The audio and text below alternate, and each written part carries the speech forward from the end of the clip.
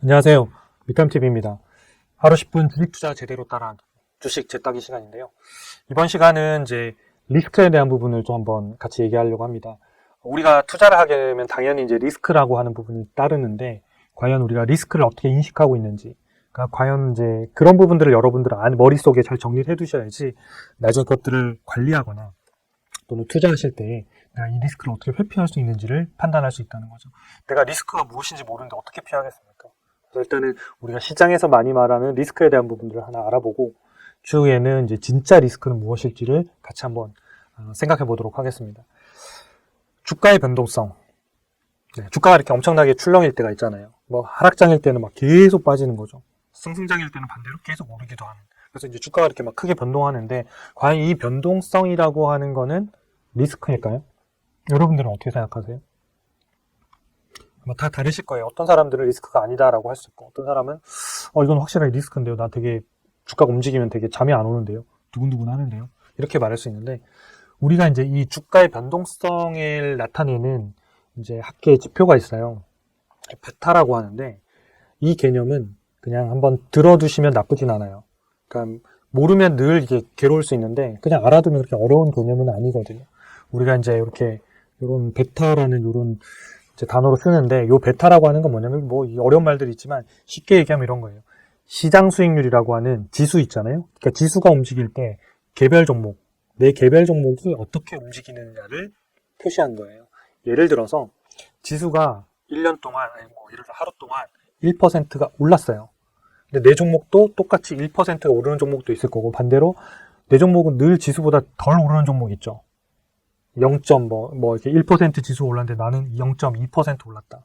반대로 나는 지수가 1% 올랐는데 나는 오히려 마이너스다. 반대로 지수가 마이너스일 때 나는 플러스이더라. 뭐 이런 형태들이 여러 가지 이제 궁합이 있을 수 있잖아요. 종목마다. 그래서 이 베타라고 하는 건 뭐냐면, 시장의 수익률이, 시장의 지수가 바뀌었을 때 내 개별 종목 또는 포트폴리오가 어떻게 수익률이 나는지를 두 가지를 이제 상관관계를 나타내는 지표이거든요. 그래서 예를 들어서 이렇게 지수가 10% 올랐어요. 근데 어떤 종목이 8% 올랐어요. 그러면 이게 이제 0.8, 10분의 8이니까 0.8이 되는 거예요. 1보다 낮은 거죠. 시장을 기본으로 해서 몇 개 어떻게 움직였느냐, 요걸 나타내는 거거든요.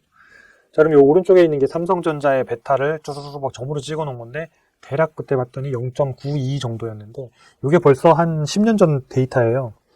최근 데이터를 제가 한번 검색을 해봤습니다. 검색을 해봤더니, 이 지금 베타가 52주 베타가 1.04 이렇게 나와 있는데, 그러니까 베타라고 하는 거는 시장 수익률 대비 내가 어떻게 움직이냐는 거잖아요. 삼성전자 1.04라는 게 뭐예요? 지수가 1 움직이면 얘는 1.04 움직인다는 거예요. 그러면 한 해 지수가 10% 올랐어요. 그럼 얘는 몇 퍼센트 오르겠어요? 10.04% 오르는 거예요. 그런 식으로 20% 오르면 20.08% 오르겠죠. 그러니까 지수하고 거의 똑같이 움직이는 거예요. 그럼 삼성전자를 매매할 이유가 없죠. 지수하고 똑같으면 그냥 지수 ETF를 사는 게 속 편하겠죠. 그렇죠? ETF 사가지고 수수료도 낮추고 그냥 이런 게 훨씬 더 나을 수 있는 거죠. 그러니까 삼성전자에 뭐 투자할 때는 그런 형태의 포인트도 있다는 거죠. 그럼 여기 52주라고 하는 거는 앞에 있는 이런 기간들이 중요한데, 이 기간은 뭘 말하냐면 이 베타를 산정한 기간이에요. 이렇게 하루하루 매일 수익률이 나올 거잖아. 하루 몇 퍼센트 움직여서 얼마 이렇게 점을 찍을 거잖아요. 여러분 보시는 이 그래프처럼 막 점이 매일 이렇게 찍힐 거잖아요. 이 찍힐 건데, 요거를 52주 동안 계산했다는 거예요. 52주. 어떤 거는 5년간 이렇게 계산하기도 해요. 이게 장기로일수록 훨씬 더 뭐 베타에 대한 안정성이나 이런 것들 값들이 있겠죠. 대신 단기에 뭔가 크게 움직일 때는 이 베타가 잘 숫자가 안 맞을 수도 있겠죠. 어쨌든 이 변동성을 우리가 학계에서는 베타라고 얘기하고, 이 베타가 여러분들이 밸류에이션 할 때도 어떤 할인율이라고 하는 금리 적정 주가를 산정할 때도 많이 포함되는 개념 중에 하나거든요. 근데 워렌 버핏은 이 개념을 엉터리라고 얘기해요. 저도 거기에 동의하는 편이고요.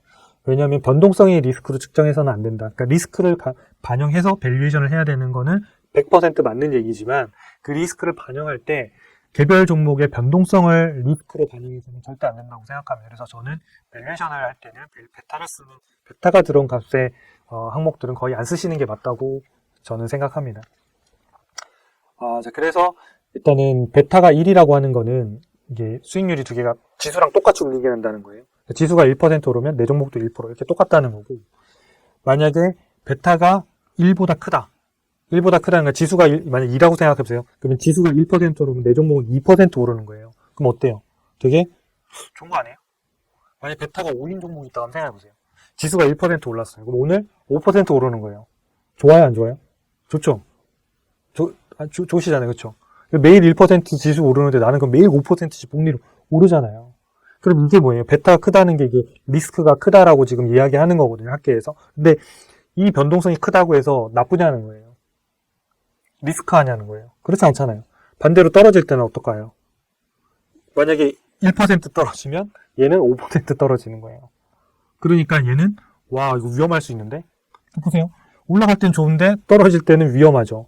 그러니까 이게 상대적인 거지 절대적으로 베타가 높다고 해서 리스크가 높다라고 말하기는 어렵다는 거예요. 그래서 뭐 여기에 써드린 내용들은 좀 참고를 하시되 기본적으로는 뭐 요 베타를 참고하실 때는 이 기업이 최근 1년 또는 최근 몇 년 동안 지수보다 더 이렇게 민감하게 올랐는지 덜 오르는지에 대한 특징 정도를 보는 정도로 이용하셔야지 이거 자체가 높다고 해서 리스크가 높으니까 할인율을 높이줘서 밸류에이션을 뭐 적정 주가를 계산 이렇게 하셔서는 안 된다는 얘기를 드리고 싶었어요. 그래서 여러분들이 샘플로 제가 예를 하나 들어왔는데 이 테슬라라는 회사고 테슬라의 베타는 5년 동안 월간으로 했을 때 베타가 2.25예요.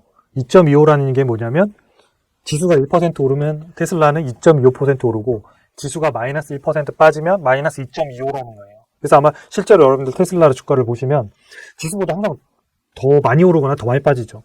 나스닥이 막 1% 오르면 테슬라는 1%보다는 훨씬 많이 오르죠. 2, 3%, 막 5% 오르고. 반대로 나스닥이 한 1% 빠지면 테슬라는 2, 3, 5 이렇게 막 빠지잖아요.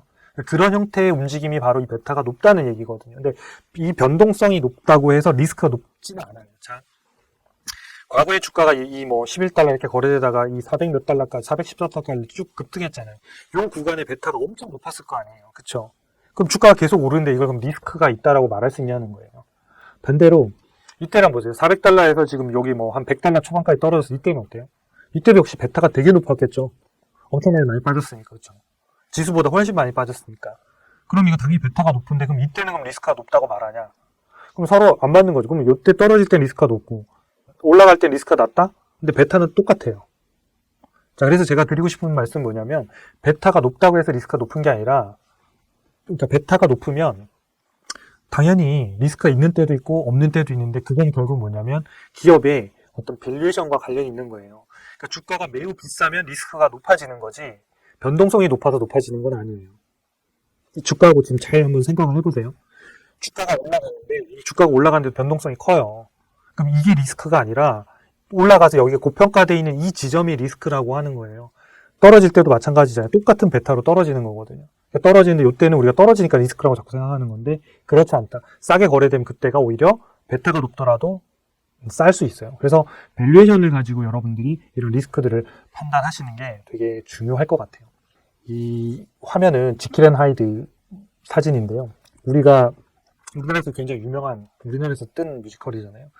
보면 이제 한 사람이 이제 양면을 가지고 있는 거잖아요. 우리가 변동성이라는 것도 여러분들이 잘 이용하면 친구가 되고 잘못 이용하면 완전 적이 되는 케이스예요.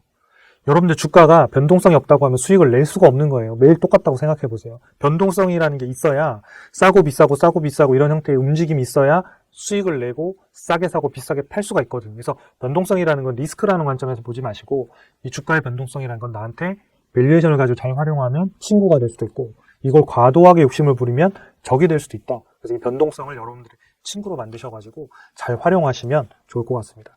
이번 시간은 이것으로 마치도록 하겠습니다. 감사합니다.